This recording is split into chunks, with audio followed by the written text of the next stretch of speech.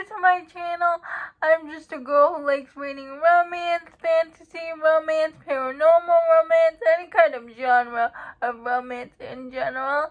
And I also happen to have cerebral palsy, and it would mean the world to me if you would subscribe to my channel. Happy Friday! I post new videos every Monday, Wednesday, and Friday.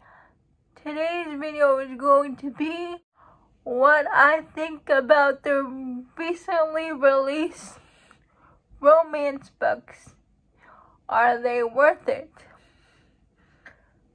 But before we get into the books, today is June 9th. I don't know what June 9th is. It's Reckless release day. Reckless by Elsie Silver. I had an arc of this book. I couldn't talk much about it in my mid-month wrap-up because it wasn't released yet. But since today is release day, we talk about it a little bit more. Reckless follows Winter, Summer's sister, Summer from book 1, and Theo, Rhett's bull rider protege. And one day, Winter goes to see Summer at the Eden family ranch. And the Eden family invites Winter to family dinner. Theo happens to be there. They bicker a lot. And it starts snowing. Winter goes home, but Theo refuses to let her drive out in a snowstorm alone. They end up out and having a few drinks, and they have a one-night stand. Winter is divorced at this point. Her husband just signed the divorce papers. But after their one-night stand, there's a 9-month time jump, and Winter is a mother to a little girl. You can see that Theo doesn't know about the baby, even though the baby is Theo's. There was some miscommunication when she told Theo about her daughter, that she was pregnant, but it turned into a secret baby, and it's a surprise baby. But when I tell you, when Theo found out he missed a year of his daughter's life, it wrecked him. You can see he was gut punched, and it's Winter and Theo's romance. Theo is Winter's neighbor, and they're raising this baby together. But once Theo finds out about his daughter, he is all in, and you can see he never forgot about Winter since they shared that one night together. But Winter is the one that wanted to keep things casual, that didn't want to tell anybody about their one night together. It's him just waiting for her to be ready to be in the kind of relationship that he wants them to be in. And it was still so good. Yes, the secret baby could have been handled a little bit better, in my opinion. But the way Theo reacted when he found out about his daughter was everything. That's why I give this book 6 stars. I suggest really listening to the audiobook of this, because Joe Arden and Savannah Peachwood did an amazing job with the audiobook. So if you haven't pre-ordered Reckless, now is the time to do so, because it is release day. It's Good as Gold by Serena Bowen, and it's about Mateo and Layla, and Mateo and Layla, and they have the third friend group. His name is Rory.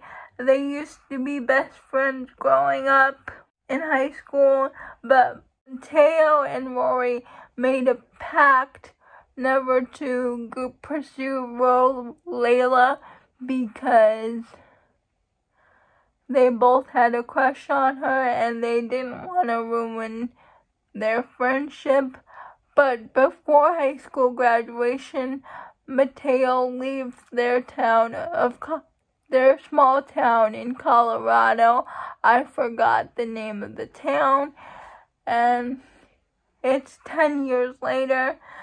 Mateo's business partner and best friend dies in a snowboarding incident, but he goes back home because his brother is getting married, so he goes back home for the wedding, and nobody has seen Mateo in a really long time. There, he bumps into Layla. Mateo didn't come back because years ago he got a wedding invitation saying that Layla and Rory were getting married, and he didn't want to attend a wedding, so he just never came back to town.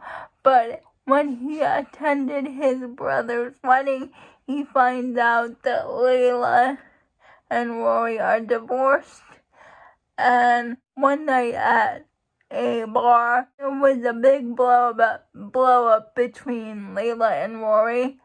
And then Layla gets drunk after that situation, and she asks Mateo to impregnate her, basically, so she can have a baby of her own. And that's what they do. They become intimate so Layla can use Mateo's sperm to have a baby. And this book was okay. I just didn't feel the connection between Layla and Mateo. I didn't believe their romance. And plus, the past chapters were written in third person, but the present chapters were written in first person. So that was it took a little while to get used to. But this book was okay. I gave it 3 stars. What We Broke by Marley Valentine. And we have A Marriage in Trouble, romance. I read this book because of Kaylin about Leo at the Love Jesse. Librarian. And Leo and Jesse's marriage is in trouble because Jesse's best friend was their surrogate to carry their baby daughter. But when she gave birth, the baby was stillborn, so the baby didn't survive. So Leo and Jesse were both dealing with the grief of their loss, but they dealt with it in different ways. Leo started to pull away from Jesse when that happened, and Jesse just wants to keep Leo close, but Leo didn't want that. Flashback you get flashbacks of Leo and Jesse's relationship. Jesse has a daughter with the surrogate, his best friend. His best friend, his name is Sarah.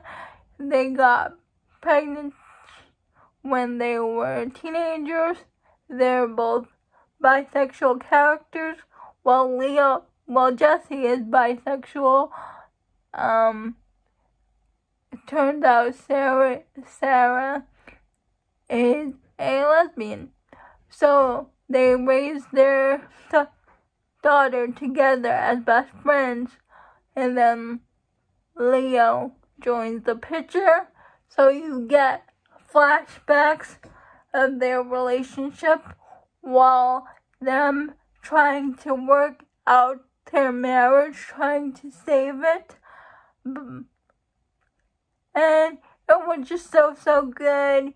You see them struggle with their loss, trying to cope with the loss of their baby daughter, and them trying to find their way back to each other. I gave this book 5 stars. I will listen to the audiobook when it comes out because it's narrated by Joe Arden and Teddy Hamilton. Tried reading this book, Forbidden Hearts by Corinne Michaels. I was going to wait for the audiobook, but then I decided just to read it now and then do a reread when the audiobook comes out, because the audiobook comes out on the 10th. I want to listen to the audiobook because Christy, Jess, and Zay said how good it was. Said amazing things about the audiobook. I have to agree. I think Forbidden Hearts may be my favorite Corinne Michaels book, and I've read most of her books so far. We have Asher, who is the sheriff in town, who works for the police department. The mother of his daughter is a filmmaker, and she has to leave their daughter in his care for the next 3 months documentary. And Asher's daughter is deaf, so she uses sign language to communicate. So they need a nanny that knows sign language. But the company that they used to find this nanny called Asher and told them that the nanny has quit and they have no one else that knows sign language.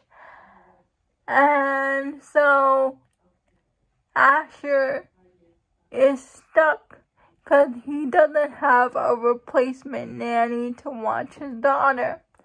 And he tells his boss his situation, and his boss suggests his daughter Phoebe, who's back home from college because who's back home early from college. She has nothing to do and she knows sign language, so he suggests her daughter. Asher says no because Phoebe babysat his daughter when she was a teenager, and that went horribly. So he tells his boss no, he'll find somebody else.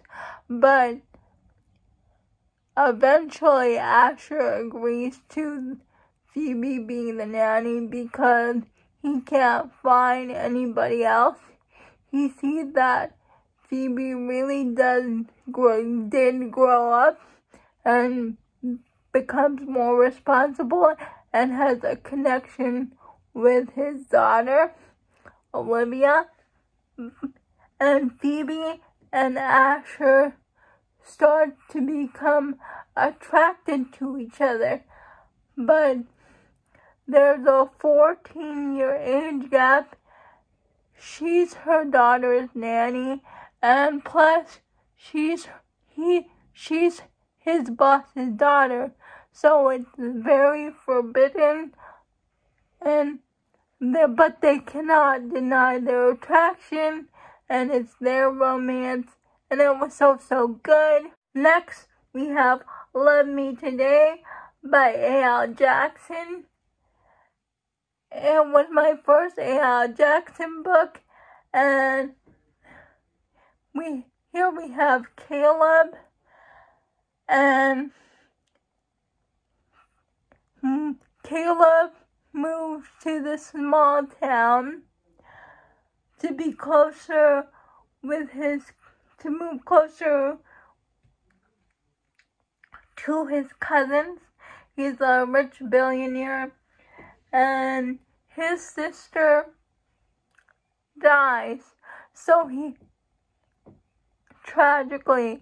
she was murdered, and he gains custody of his niece.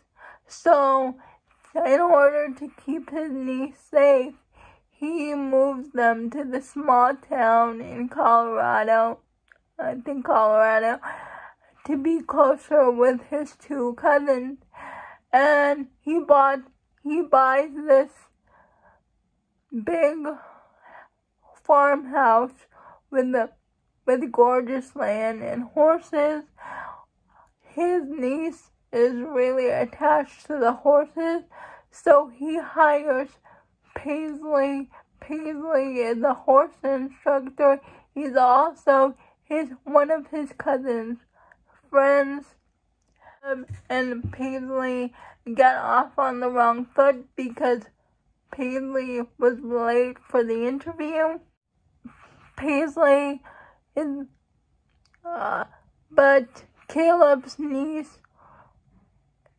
has taken a liking to Paisley, so